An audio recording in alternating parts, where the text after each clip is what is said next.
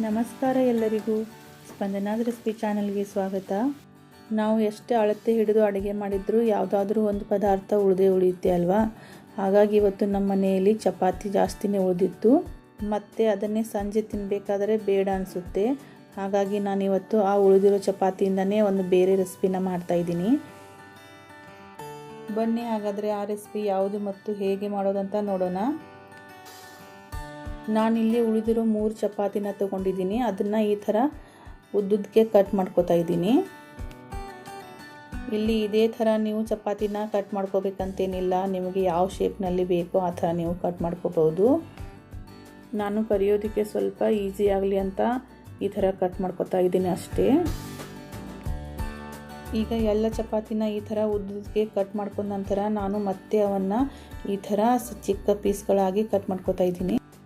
ಹೀಗೆ ಚಿಕ್ಕ ಚಿಕ್ಕ ಪೀಸ್ಗಳಾಗಿ ಕಟ್ ಮಾಡ್ಕೋದ್ರಿಂದ ಎಣ್ಣೆನೂ ಕರಿಲಿಕ್ಕೆ ಸ್ವಲ್ಪ ಕಡಿಮೆ ಹಿಡಿಯುತ್ತೆ ಮತ್ತು ತಿನ್ನೋದಕ್ಕೂ ಸುಲಭವಾಗುತ್ತೆ. ಹಾಗಾಗಿ ಇವನ್ನೆಲ್ಲ ನೀವು ಚಿಕ್ಕ ಪೀಸ್ಗಳಾಗಿ ಕಟ್ ಮಾಡ್ಕೊಳ್ಳಿ.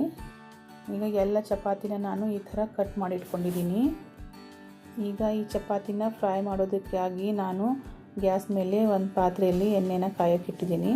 ಎಣ್ಣೆನೂ ಚೆನ್ನಾಗಿ ಕಾದಿದೆ. ಈಗ ಎಲ್ಲ ಚಪಾತಿನ ಫ್ರೈ ಮಾಡಿ ತಗೊಳ್ಳೋಣ. ಇಲ್ಲಿ ಚಪಾತಿನ ನಾವು ಮೊದಲೇ ಬೇಯಿಸ್ಕೊಂಡು ತೊಗೊಂಡಿರೋದ್ರಿಂದ ಗ್ಯಾಸ್ನ ಮೀಡಿಯಮ್ ಟು ಹೈ ಫ್ಲೇಮಲ್ಲೇ ಇಟ್ಟು ಚಪಾತಿನ ಫ್ರೈ ಮಾಡ್ಕೊಳ್ಳಿ. ಚಪಾತಿನ ಜಾಸ್ತಿ ಏನು ಫ್ರೈ ಮಾಡೋದು ಬೇಡ. ಸ್ವಲ್ಪ ಕ್ರಿಸ್ಪಿಯಾಗಿ ಕಲರ್ ಚೇಂಜ್ ಆದರೆ ಸಾಕು. ನೋಡಿ ಈ ಥರ ಫ್ರೈ ಮಾಡಿಕೊಂಡ್ರೆ ಸಾಕು.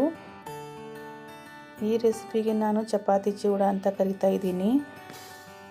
ಉಳಿದಿರೋ ಚಪಾತಿಯಿಂದ ಮಕ್ಕಳಿಗೆ ಈ ಥರ ಏನಾದರೂ ಡಿಫ್ರೆಂಟಾಗಿ ಮಾಡಿಕೊಟ್ರೆ ಅವರು ಖುಷಿಯಿಂದ ತಿಂತಾರೆ ಮತ್ತು ನಾವು ಮಾಡಿರೋ ಅಡುಗೆನೂ ವೇಸ್ಟ್ ಆಗೋಲ್ಲ.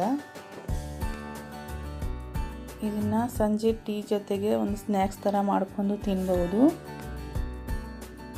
ಟೀ ಜೊತೆಗೆ ಈ ಚಪಾತಿ ಚೂಡ ಒಂದು ಒಳ್ಳೆ ಕಾಂಬಿನೇಷನ್ ಅಂತಲೇ ಹೇಳ್ಬೋದು. ನಾನು ಮತ್ತೆ ಅದೇ ಎಣ್ಣೆಗೆ 1 ಕಪ್ ಆಗುವಷ್ಟು ಕಡಲೆ ಬೀಜನ ಹಾಕಿ ಫ್ರೈ ಮಾಡ್ಕೊತಾ ಇದ್ದೀನಿ. ಕಡಲೆ ಬೀಜನೂ ಕಲರ್ ಚೇಂಜ್ ಆಗಿ ಸ್ವಲ್ಪ ಕ್ರಿಸ್ಪಿಯಾಗಿ ಬರುವವರೆಗೂ ಫ್ರೈ ಮಾಡ್ಕೊಳ್ಳಿ. ಇದಾದ ನಂತರ ಅದಕ್ಕೆ ಪುಟಾಣಿನ ಹಾಕ್ತಾ ಇದ್ದೀನಿ, ಅಂದರೆ ಹುರುಗಡ್ಲೆನ ಹಾಕಿ ಫ್ರೈ ಮಾಡ್ಕೊತಾ ಇದ್ದೀನಿ. ಹುರುಗಡ್ಲೆನೂ ಅಷ್ಟೇ ಸ್ವಲ್ಪ ಕಲರ್ ಚೇಂಜ್ ಆಗಿ ಕ್ರಿಸ್ಪಿ ಆದರೆ ಸಾಕು. ಮತ್ತು ಇದೇ ಎಣ್ಣೆಗೆ ಚಿಕ್ಕದಾಗಿ ಕಟ್ ಮಾಡಿಟ್ಕೊಂಡಿರೋ ಗೋಡಂಬಿನ ಹಾಕಿ ಫ್ರೈ ಮಾಡ್ಕೊತಾ ಇದ್ದೀನಿ. ಇದು ಅಷ್ಟೇ ಸ್ವಲ್ಪ ಕಲರ್ ಚೇಂಜ್ ಆಗಿ ಕ್ರಿಸ್ಪಿಯಾಗಿ ಬಂದರೆ ಸಾಕು. ಈಗ ಮತ್ತೆ ಅದೇ ಎಣ್ಣೆಗೆ ಒಂದು 10-12 ಕರಿಬೇವು ಎಲೆನ ಹಾಕಿ ಫ್ರೈ ಮಾಡ್ಕೊತಾ ಇದ್ದೀನಿ. ಹಾಗೆಯೇ ಒಂದು 15 ಬೆಳ್ಳುಳ್ಳಿ ಹೆಸರನ್ನು ಜಜ್ಜಿಟ್ಕೊಂಡಿದ್ದೆ, ಅದನ್ನು ಕೂಡ ಫ್ರೈ ಮಾಡ್ಕೊತಾ ಇದ್ದೀನಿ.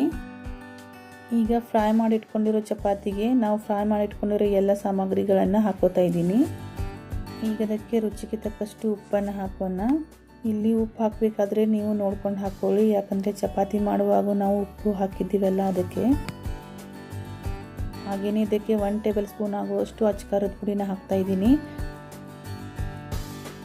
ಮತ್ತು 1 ಟೇಬಲ್ ಸ್ಪೂನ್ ಆಗುವಷ್ಟು ಚಿವಡ ಮಸಾಲನ ಹಾಕ್ತಾಯಿದ್ದೀನಿ ಮತ್ತು ಮೇಲೆ ಸ್ವಲ್ಪ ಪೌಡರ್ ಸಕ್ಕರೆನ ಉದುರಿಸ್ತಾ ಇದ್ದೀನಿ. ಈಗ ಇದನ್ನು ಚೆನ್ನಾಗಿ ಕೈಯಿಂದ ಮಿಕ್ಸ್ ಮಾಡ್ಕೊಳ್ಳೋಣ. ಈ ಚಪಾತಿ ಚೂಡ ಎಷ್ಟು ರುಚಿಯಾಗಿದೆ ಅಂದರೆ ನೀವು ಅವಲಕ್ಕಿ ಚೂಡನೂ ಮರೆತು ಹೋಗ್ತೀರಾ. ನೀವು ಈ ರೆಸಿಪಿನ ಒಮ್ಮೆ ಮನೆಯಲ್ಲಿ ಟ್ರೈ ಮಾಡಿ ನೋಡಿ.